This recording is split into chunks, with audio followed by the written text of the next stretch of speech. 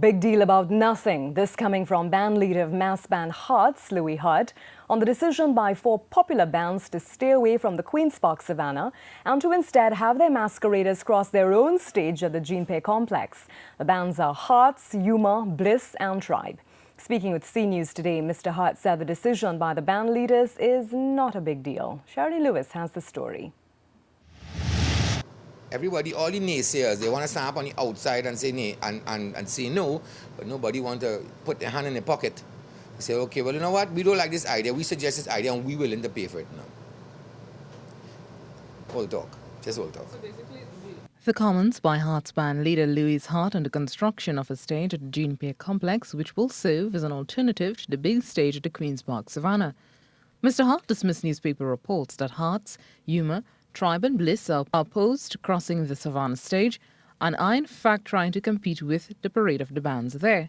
But Mr. Hart explained that the initiative was taken to assist in easing congestion and the length of time a band takes to cross the stage at the Queen's Park Savannah. All we have decided, or we're trying to do, is to ease the congestion in the Savannah by having an alternate venue in the stadium, which is kind of what the NCBA had suggested themselves last year after Carnival.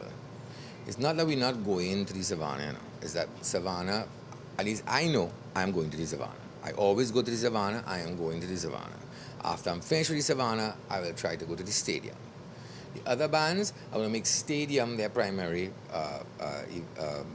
venue, and if they can make their ways to the Savannah afterwards, then fine. Mr. Hart said a stage will be erected over the netball field in the car park of the Jean-Pierre complex, and the masqueraders will exit at O'Connor Street.